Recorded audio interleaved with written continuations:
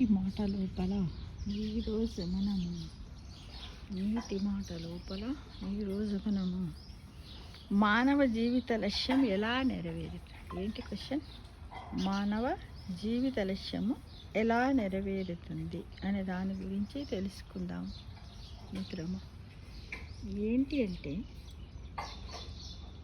యదెచ్చేసి తథాకురు నరుని నారాయణునిగా చేసేది దైవీ సంపద, నరుణ్ణి వానరుడిగా చేసేది అసుర సంపద.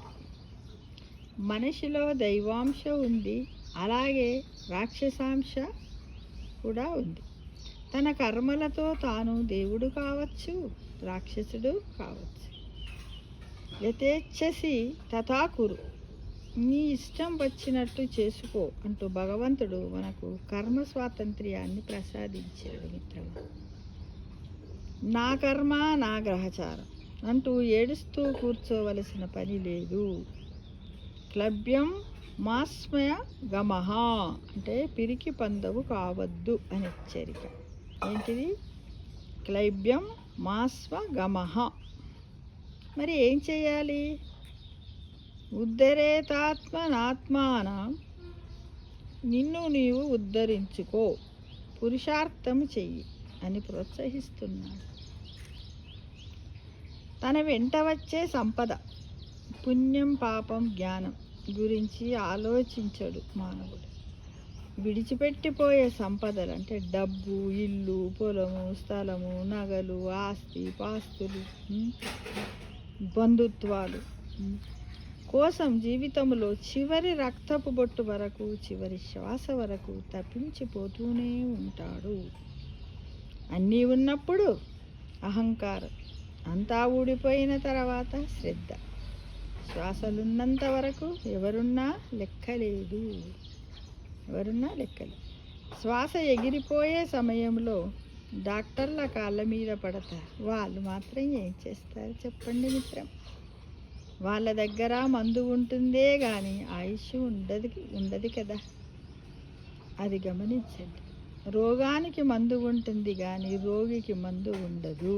కనుక ఓ మానవుడా, చూడండి, రోగానికి మందు ఉంటుంది కానీ రోగికి మందు ఉండదు. కనుక ఓ మానవుడా, నీ గడియా అయిపోతుందని గడియారం టక టక టక టక గంటలు కొట్టి హెచ్చరికలు చేస్తున్నది.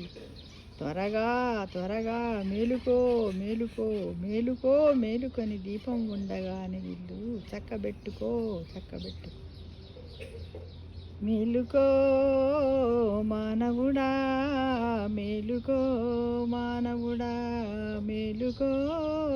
మేలుకొని దీపం ఉండగానే ఇల్లు చక్కబెట్టుకో. దీపము ఉండగానే ఇల్లు చక్కబెట్టుకో అంటే ఏమిటో తెలుసునా మిత్రమా? అదే నీ పాప పుణ్యాల చిట్టా, అది ఎలా సత్కర్మలుగా మార్చుకో. ఓ మానవుడా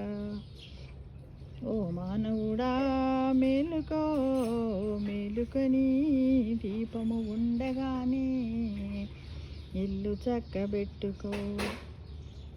నీలో జరిగే ఈ అసుర సంపదకు, దైవీ సంపదకు మధ్య పోరాటాన్ని కూడా తెలుసుకో మిత్రమా. తెలుసుకొని గమనించి సత్మార్గములో సత్కర్మలను చేస్తూ బ్రతకడానికి, జీవించడానికి మార్గాన్ని, పునాదిని వేసుకో మిత్రమా. నీ బలము దైవ సంపదకి, అసురి సంపదను పాలదోలు. అప్పుడే నీ లక్ష్యము నెరవేరుతుంది. ఏం చేయాలి మనం? ఎంతసేపు మన బలాన్ని దైవ సంపదకు ఇవ్వు. అంటే మనం ఏంటంటే ఆధ్యాత్మికంగా భగవంతుని యొక్క నియమాలను ఆచరిస్తూ, అర్చన చేస్తూ, మనస్సు అనే పుష్పాన్ని భగవంతునికి అర్పిస్తూ, నామస్మరణ చేస్తూ, దాన ధర్మాలు చేస్తూ, పుణ్యాలను చేస్తూ, పాపాలను పక్కకు పెట్టినట్టయితే మనము అసుర సంపదను తీసివేసినట్టే అవుతుంది మిత్రమా. అప్పుడే మనం అనుకున్నటువంటి లక్ష్యాన్ని చేరగలుగుతాము, మోక్షానికి వెళ్ళగలుగుతాము.